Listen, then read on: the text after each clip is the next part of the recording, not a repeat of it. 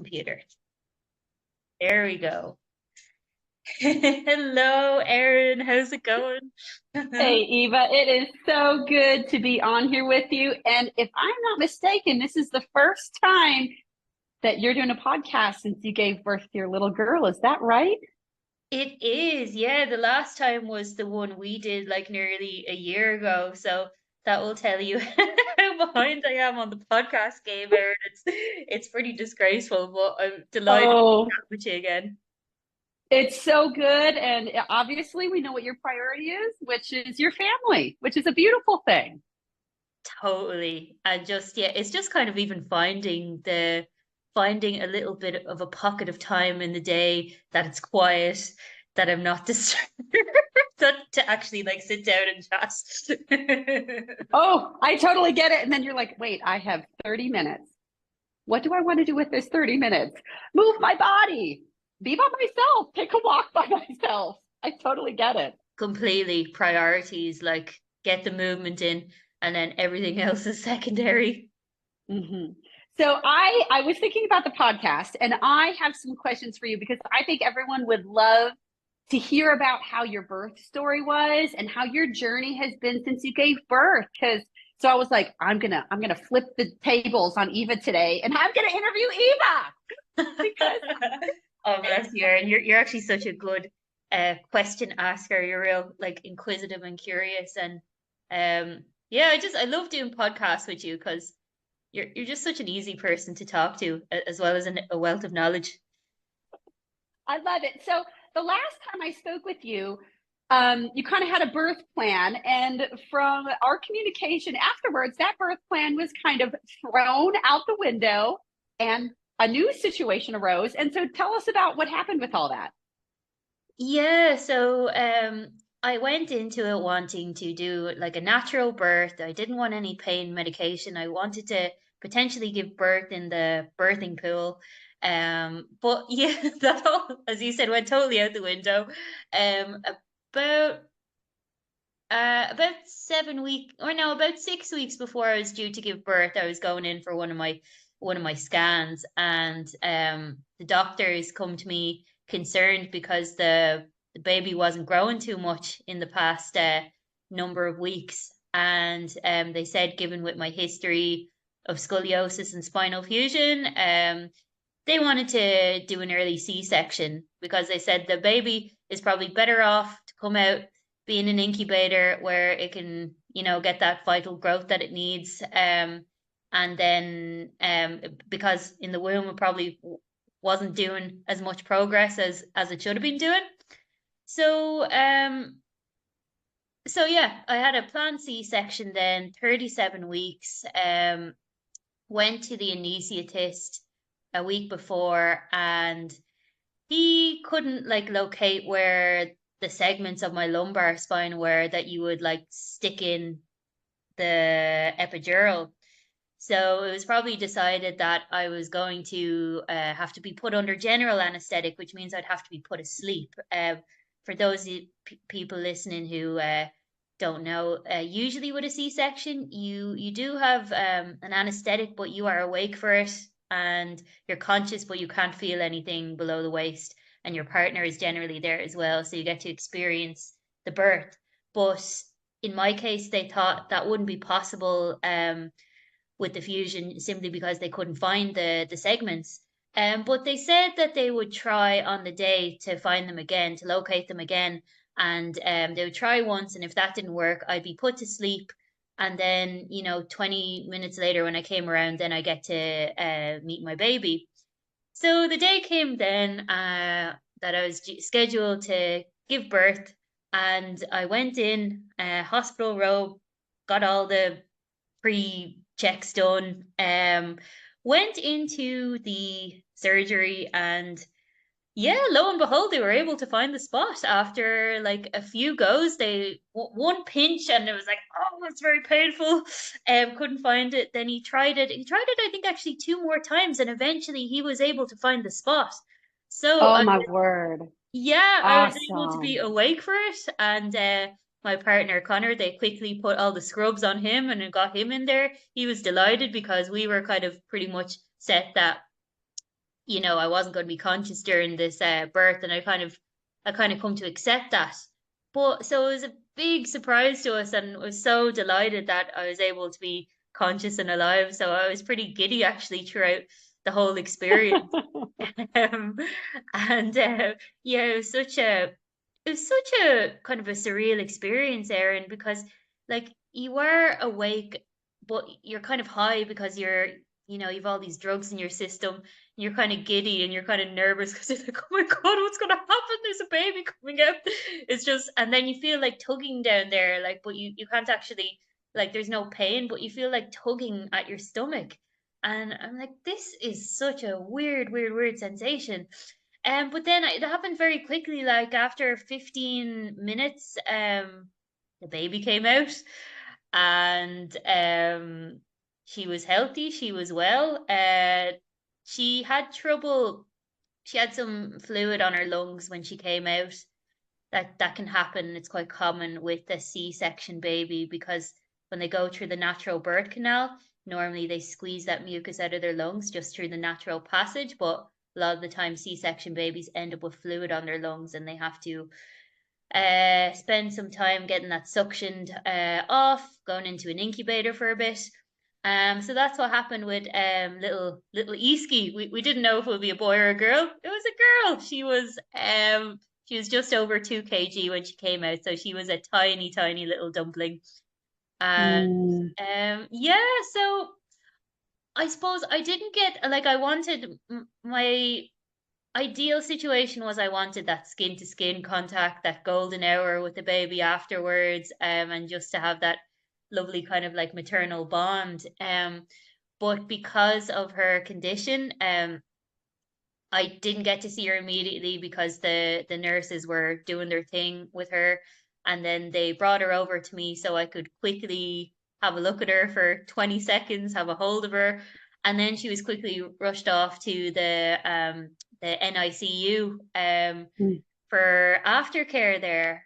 And so then the next time I saw her was not until I had my surgery at like 12 p.m. in the day. Then I didn't actually see Eski again until 8 p.m. that evening. And Wow. yeah, it was a bit of a crazy one waiting all that time, but like of course I was still pretty like drugged out of it. It took me kind of like a long time to come around from, getting the surgery done. So yeah, so then I was brought myself into like a recovery room afterwards just to check that everything was okay. There wasn't any bleeding, that I was fine, which I was, and then it was just kind of a waiting game after that. And yeah, the next time I saw her, then I was wheeled up in a wheelchair to the second floor of the hospital where the NIC unit was, and yeah, my first experience really, well, I suppose my second experience of her was me like sitting in this wheelchair, like putting my hand through a like the I don't know what you call it. It's like the plastic cabinet that the incubator is, and there's like a little Yeah. hole. There's two little holes where you can like where nurses can bring their hands in to readjust the wires and the lighting and the heat and stuff like that. So yeah, there is a picture of me just sitting there in the wheelchair with my hand in, just holding her little hand. And yeah, it was totally wild, but at the same time I was so grateful that she was going to be okay, even though she was in ICU.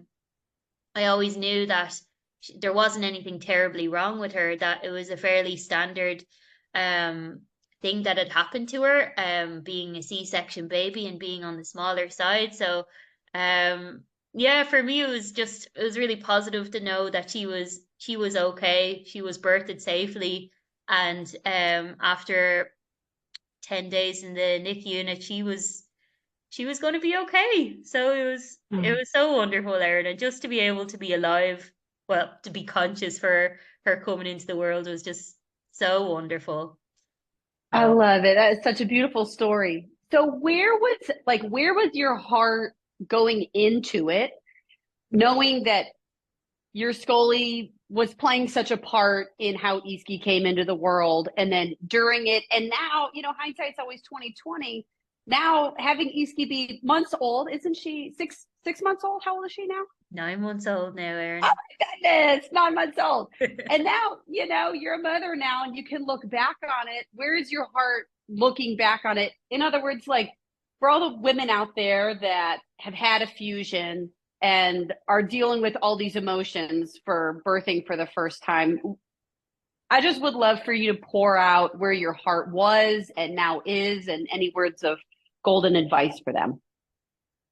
Yeah, it was a bit emotional for me when they told me that I wouldn't be able to give birth the natural way. It kind of like, yeah, brought me back to when I was younger, and I felt like my because because of my history, my medical history, that it it had prevented me from doing so many things, and it definitely did make me feel like a bit just a bit different to everyone else, and just like a little bit like quite upset as well that I wasn't going to be alive or conscious during her birth. And yeah, it did kind of almost, yeah, make me feel like a bit of a science experiment or something.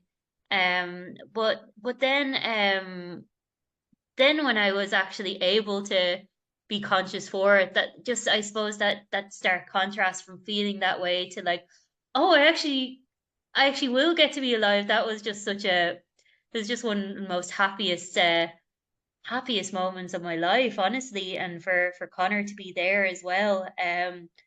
So I'd say for any of the fusion moms who are, going through the same thing, maybe you don't know if you can give birth the natural way. Maybe you already have a C-section planned, or maybe you just don't know yet. I'd say just, go into it with an open mind, and whatever way the baby is delivered, as long as it comes out safe and you're safe and you're healthy and well, that's the most important thing.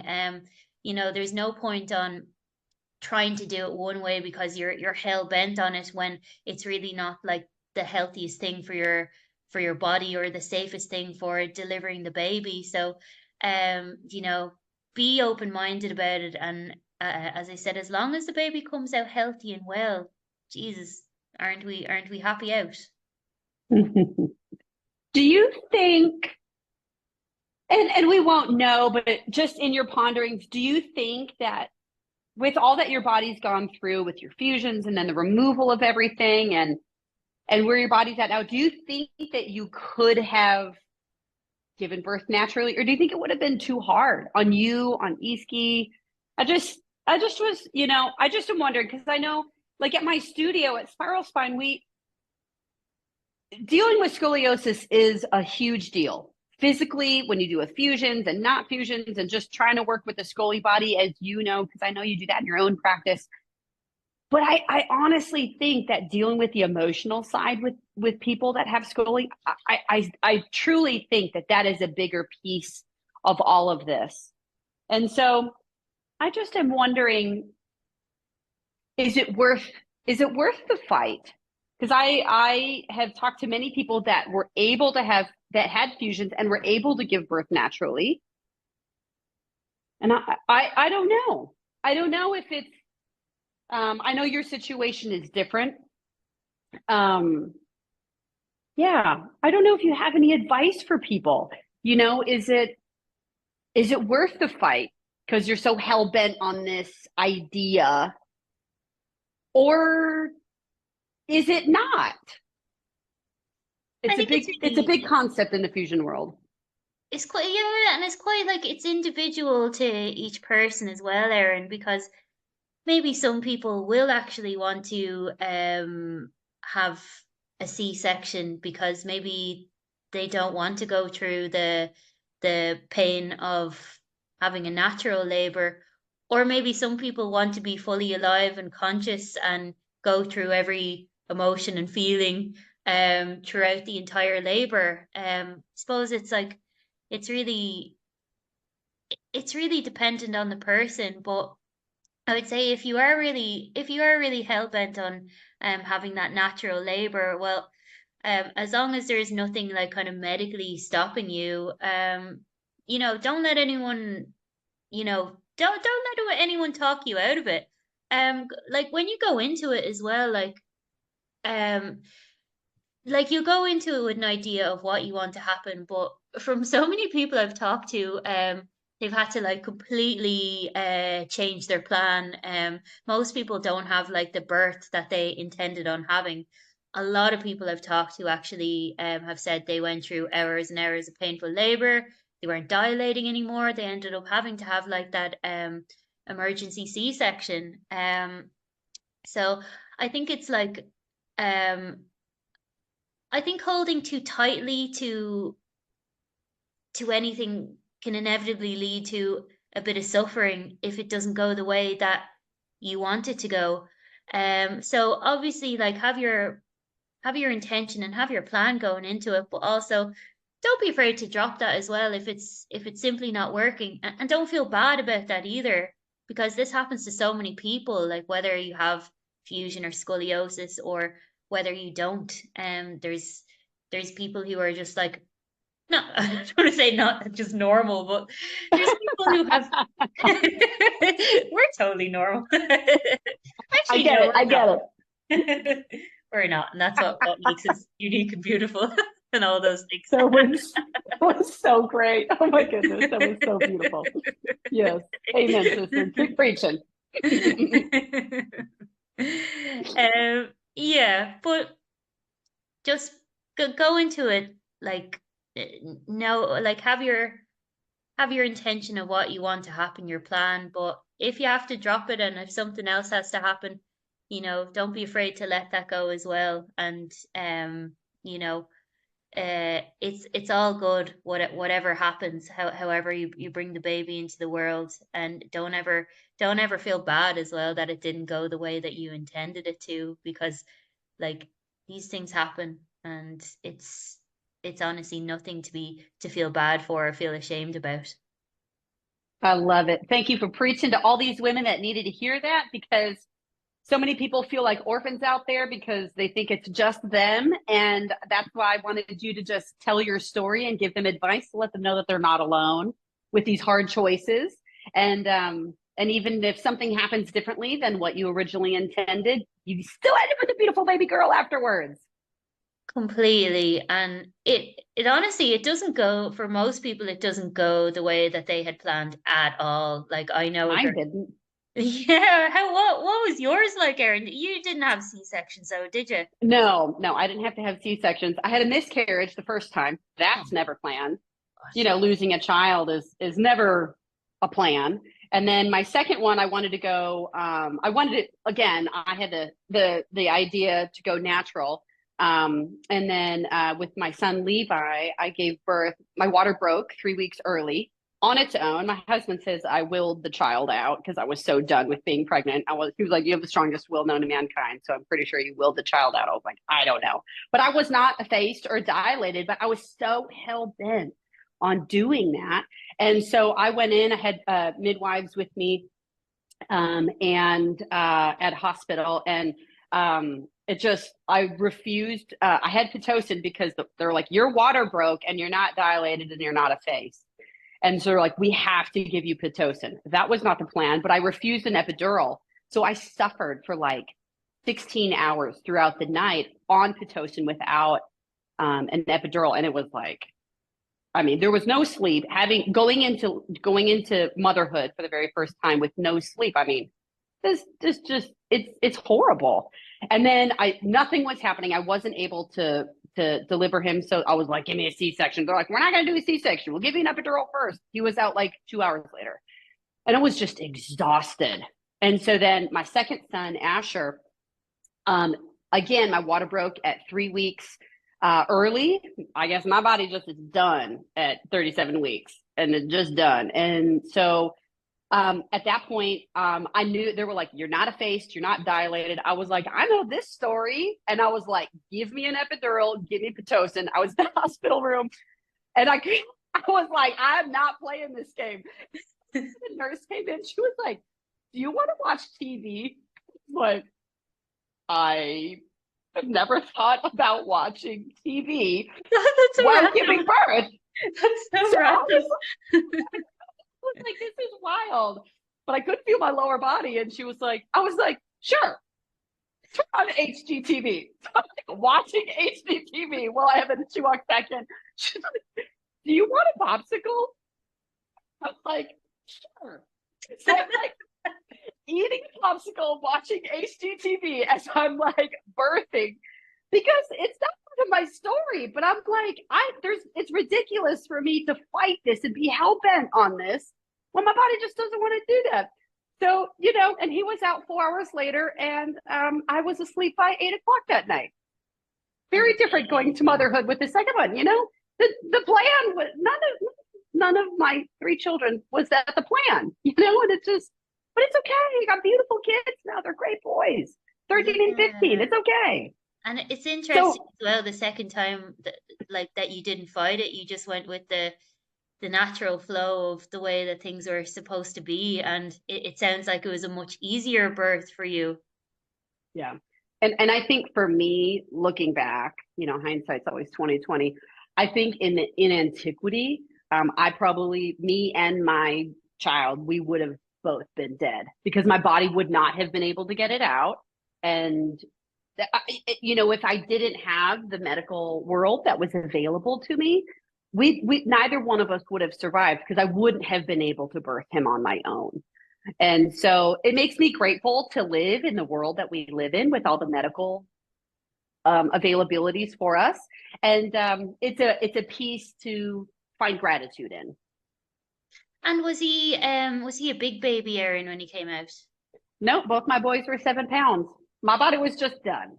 I just didn't. Ah, I don't have a very big torso. And my lumbar skull is like at most it was like 20 degrees and now it's about 10 degrees. So it's not like it was my scoli that was scrunching my lumbar scoliosis. I just have long limbs and not a very long torso. It's like a dancer body. And so I just didn't have room. And I think that's probably what the situation was. Similarly to you, but for different reasons. It was just, we were out of space. House was full. yeah, it does make me contemplate actually if I would have been able to do it naturally with e-ski because yeah, the same as you, like tiny, tiny torso and long, long limbs. And yeah, I do wonder, like it's amazing though, the human body that even with these tiny torsos, like you could still create and grow a human within there, like no matter how long or how short your torso is, like it doesn't seem to matter. Like you can, what most women can still create a baby. God's creation is amazing. So I agree. It's amazing. So that was the birth story. I'd love two other sections I'd love to hear about. One is like afterwards, because now you're recovering from a birth or pregnancy, but B, a C-section. And having your future or your past surgeries and everything, how was that? And then I want to know about breastfeeding because I know that I believe you're still breastfeeding, and that's a whole thing. Eski's healthy, your body is done birthing, but now baby's growing. Like you have to get your body back in shape in order to care for her. And if I'm not mistaken, you dealt with some back pain during this process. Absolutely, yeah. Uh so pretty much like 2 or 3 days post surgery, Iski was in the NIC unit, so she wasn't actually eating anything yet. She was just on oxygen, and she also had some jaundice, so they had this like Mhm. a blue light therapy happening to help with that. So she didn't have anything, like she didn't need breast milk straight away. She didn't need any colostrum or anything like that. I did have like syringes of colostrum stored up that I had the week before I knew it was happening. Me and my partner are so funny. We were both like just like trying to scrape my nipples. It's like it sounds bizarre, but to get this like colostrum out, it was so Oh funny. my gosh. Oh my But gosh. we did actually, we ended up to get like we managed to get like a good few syringes of it, and that was really helpful because baby, when they come out, they have a tiny, tiny stomach. They don't need a lot of food, and the colostrum is very rich in everything they need, and they don't need a whole ton of it. But she actually didn't end up needing that for like 3 days, and then by that point, the colostrum was no longer useful because it was out of the freezer. So that was great. But Again, the plan goes out the window, but you still have a healthy baby. exactly, exactly. And then along with that as well, I wanted to make pills out of my placenta to eat afterwards, to help with recovery. And I had it all like planned with a lady who was going to do it. But then the doctors came to me afterwards and they said that they didn't want me to do that because for any of the babies who go into the NICU unit, they like to take their placentas and do some experiments on them to see what possible reasons there might have been of why they ended up in there, and maybe something you can do different in your pregnancy moving forward. But they said it wasn't like mandatory, that like I can take my placenta if I want, but they would suggest that I give it over to them so that they could give me some feedback. So I ended up doing that anyway. I gave it to them. So the placenta thing went out the window. But anyways, as I said, you gotta be fluid with your plans. So I let that go, and yeah, I remember like I think it was like day 3 after the surgery, I had like this big like kind of hormonal drop where I just felt like teary, and I knew it was like kind of my hormones because it was like just a sudden rush of like emotion where like I could not stop crying, like, and I Mm-hmm. even knew consciously like, okay, it's not just like this is hormones, like there's no reason why I should be like Noah's Ark, a flood of tears over here. It just kind of like hit me that like I was still downstairs and there was women all around me who had their babies near them and there was babies crying and I was still on my own and it was kind of lonely and I went up to the NIC unit to sit beside Iski. She had like this mask on and she had like this blue light and she kind of it almost looked like a bit alien like having all these like wires and stuff attached up to her and like all I wanted to do was to be able to like hold her and so I was just kind of sitting there beside her like tears flooding down my face and then the NIC unit nurse comes over to me and she shows me how to pump milk using a breast pump because she said that it's going to be very important for Iski in her recovery to get this liquid gold into her. So yeah, she kind of started me on the journey to pumping the breast milk, which at the start when your milk first comes in, it looks very much like yellowy, kind of like buttermilky in color. And then over a few weeks, then it goes to the more white milk color. And I was really surprised that the first few pumps I got, I actually could produce quite a lot of milk, which is quite surprising when you have a C-section because your body doesn't go through the normal kind of hormonal cascade that it would had you have given birth naturally. It takes a little bit Mm-hmm. longer to signal your body that yes, you have in fact given birth. Your milk needs to come in. But I was lucky that it actually came in quite quickly and I was able to store up quite a lot of milk for her. And now it is like a process where like you have to pump every 3 hours, night and day. You have to sterilize the stuff. You have to. But anyways, we got used to that. We got used to that. And then after a couple of days, they were able to give Iski milk through a tube that was inserted Oh, into her. good. And then she slowly started getting better and better. We were able to take her out of her incubator for a little while to take some photos with her. Her face was like so purple, though, because she just wasn't used to breathing the normal room temperature yet. So we could only take her Mm-hmm. out very, very briefly, and she was bundled up in all these layers, and she was just this like tiny, tiny, tiny little being. But like we were happy because we could see the progress with her. Mhm. So then I think after about 7 days, the hospital were very kind that they let me stay in the entire time, even though I would have been Great. able to go home because I was healing pretty well from the C-section. So I didn't necessarily need to be in there, but they let me stay in so that I could be with Iski and I could pump Mm. and I could go up to her. And yeah, then I started feeding her, I would say, on day 7. And at the start, it was like, oh, it wasn't very fun. She was still like such a tiny being, and trying to get her on my latch onto my breast was really hard, and she was like crying, and then I kept trying to make it work, and I was just really uncomfortable, and I tried both sides, and she was crying and then I was crying, and so the first go was not great, but the nurse said to hang in there, that it will get better in time. And yeah, thankfully it did. Like we kind of did a rota where like the nurses would feed her through the tube for one feed, then I would come back for the next and I would try her on the breast, and then she would get a little bit more through the tube.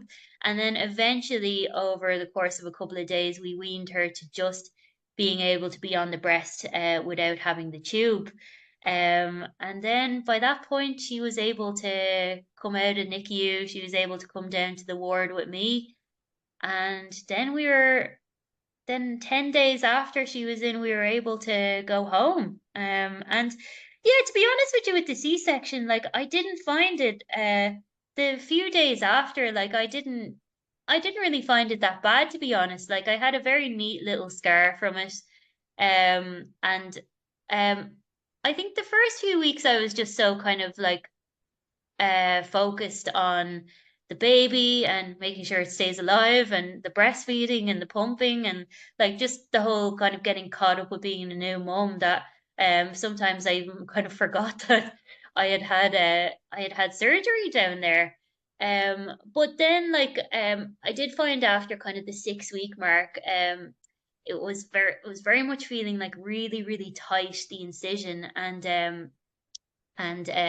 the nurses in there had shown me how to do like once the scar had healed, I had to start doing like this massaging on it using some oil. So I had to get like right under the scar and like do circular motions, and then do these like strokes to the side and then down, and just to try and like kind of loosen up the adhesion down there, because it feels like very, for anyone who's gotten it done, like with any surgery, it feels like very, very tight, and you feel quite restricted, like you can't really move. And it kind of like tugs a bit, and it's quite painful. But then with the regular scar massage, it felt a lot better. And I found that also helped with like the overhang thing, where with the C-section you kind of have this like bit of skin that hangs over the incision, and it kind of makes you look like you've just a bit of like loose skin. But I found with that kind of regular massaging of the scar, that now it kind of sits quite flat. Like it's not, there's obviously still an incision there, but it's so much better than it was at the start. So yeah, I feel lucky. A lot of people, like, their C-section recovery, was maybe not as straightforward. I feel lucky that mine was. I still wasn't able to do much for 6 weeks after. You can only really walk and stuff like that. But in terms of like the recovery from it, yeah, didn't even think about it. I was just too focused on on being a new mom and all the stuff that comes with that. Survival mode. Totally sleep when you can, feeding, uh, yeah, all the basics. I get it. It sounds like your nurses were a godsend to you when you just couldn't, that they were there to help you through the journey at the hospital. Oh, they were amazing, Erin. Yeah, especially those ones up in the NIC unit. Like those those people are honestly like angels. Like the work they do it's really God's work. Like, taking these tiny little sick babies and you know nourishing them back to health again is just yeah, I'll never forget the care that they show. Knows is it just it's just amazing work that they do. Mm-hmm. So now with Eski being 9 months old and you actively working on getting your 6th pull-up, which you're a beast. Oh my goodness. I got it last week, Erin. I got it last week. Yay. 9-month-old baby, and you've got 6 pull-ups now. I mean, girl, you are everyone's hero. Good golly. So what are like so hard to get. I've amazing. always struggled with chin-ups, and like it's always been one of those movements. I'm like, this, I just can't do it. So I've been so happy to be able to slowly build it up to the 6. So what are your top 3 pieces of advice for any mom? I mean, any mom that has just given birth, but like specifically in the scoliosis world, because we already have tender bodies and that need a fair amount of loving care, hopefully on a regular basis in order to not end up in pain. But what are your 3 top pieces of advice to just get the body back? You know, the journey to feeling like ourselves again, whether it's a C-section or you have a fusion or not fusion, you give birth naturally. Just what are some pieces of advice to help people that have scoliosis that feel like orphans, that have no advice in the journey and feel alone? What words of wisdom, having just gone through it, could you give them? Totally, Erin. Hold that thought for just 1 minute. I hear the baby crying. I'm going to go get her, and I will be right back. I will be right back. One moment. So I will talk while Eva's away. I desire for everyone who's listening to just know that just you're not alone. The stuff that you're dealing with when going through birth and pregnancy and then breastfeeding and everything. Yes, you have scoliosis, but everyone else, other people have gone through this as well. Oh my goodness. Hi, sweetheart. He's in the picture now. I just don't know if you can look any healthier or any cuter. Look at that. Oh. Hi, sweetheart. Oh my goodness. Oh my goodness. She is so healthy. Look at those plump cheeks. I want to reach across the screen and squeeze those cheeks. No, she's a little squidging. All right. Well, why don't you give a few words of advice before you have to let me go and you have to go be your full-time duty mom? Not at all. I probably go get a little bit here because you're quite content here, just sitting down watching the world. So advice for scully mamas, spinal fusion or non-operated spine. Okay, so I would say and this goes, I would say, for most people as well, is after the pregnancy, like this is the part that you really want to focus on because most people, a lot of people, I should say, first time moms going into pregnancy, they focus so much on the pregnancy and their birth plan and how they all want that to go. But then you kind of forget about the afterwards, like the 4th trimester. And I think this is the critical point because you are like your life totally changes. Like you are getting used to having a whole new life that you have to take care of 24/7.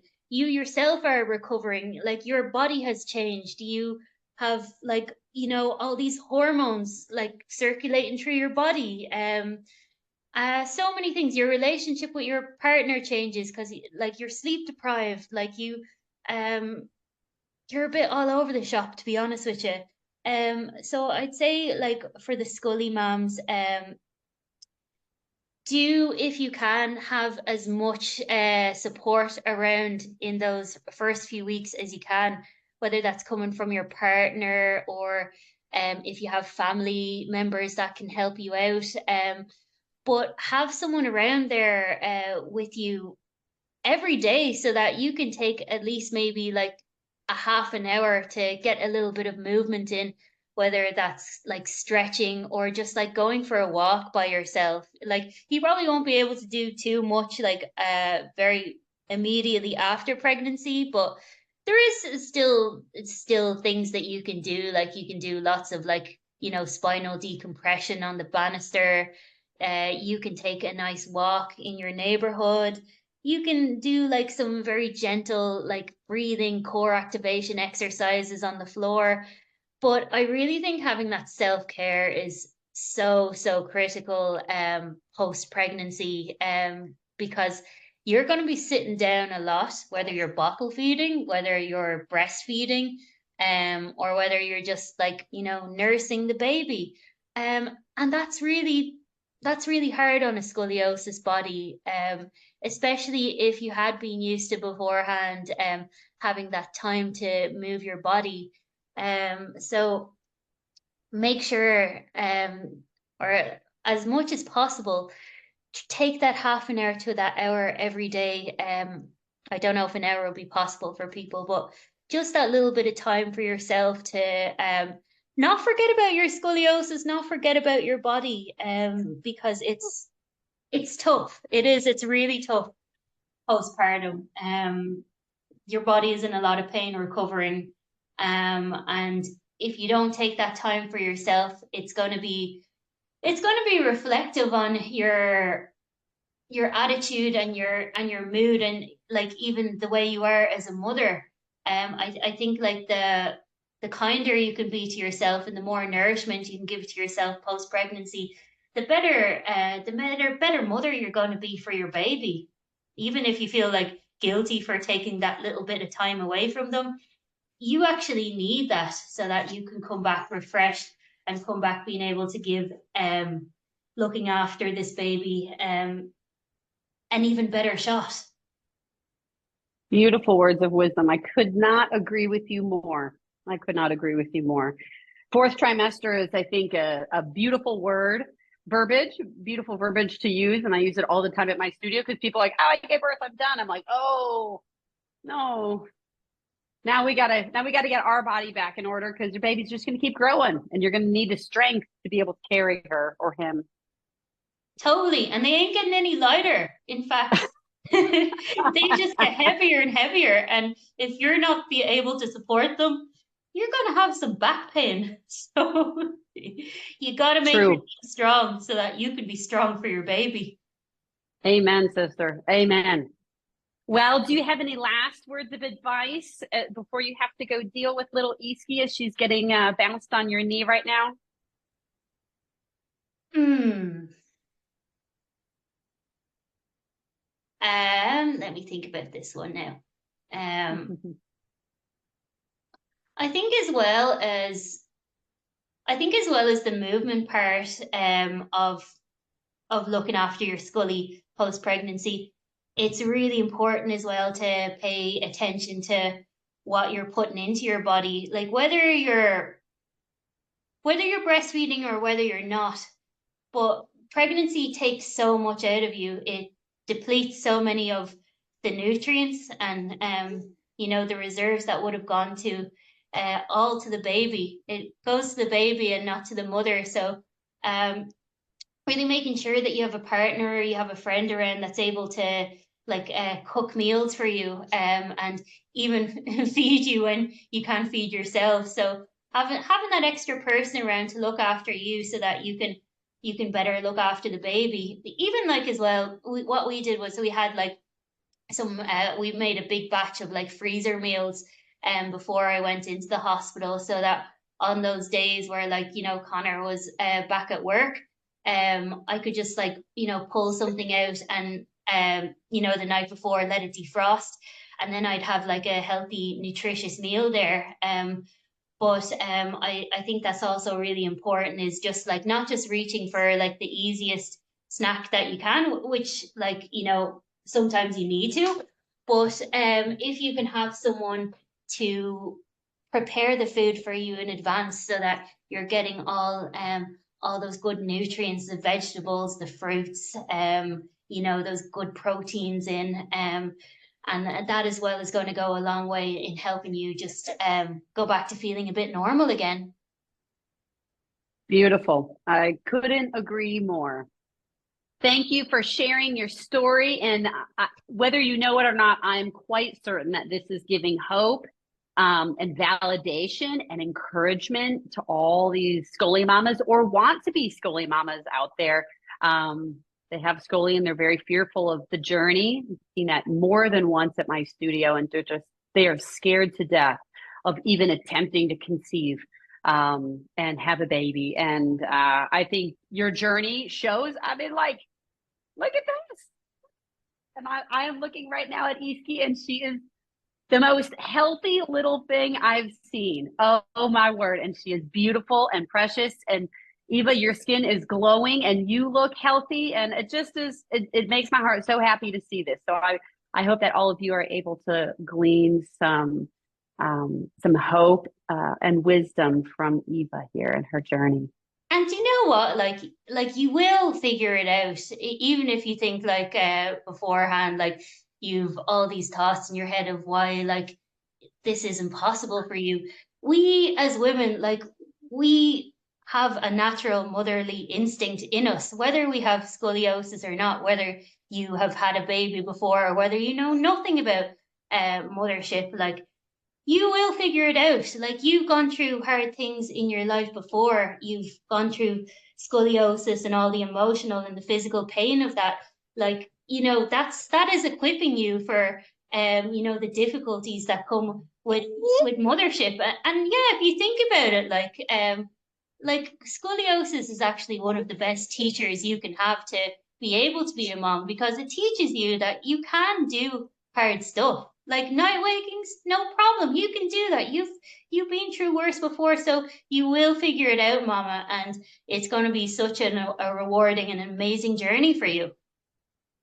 We come from people who have done hard things, and we too can do hard things. 100%, Erin. 100%. And Ishi, your mama is amazing. Did you know that? Thanks, Erin. I can't wait to meet you someday. Across the screen and give you kisses, Mrs.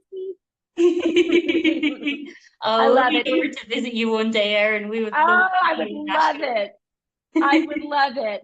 Oh, thank you for giving me some time today, and thank you for letting me see your beautiful daughter. She's a sight to behold. Thank you so much for the chat, Erin. And come here, we'll do another one soon, because I feel like I haven't asked you anything, and I would love to catch up on your life as well, Erin. So let's sounds good. Let's organize a chat very soon. Sounds good. Okay. Bye, Eva. Bye. Thank you, Erin. Mwah. Blessings. You too. Bye. Bye.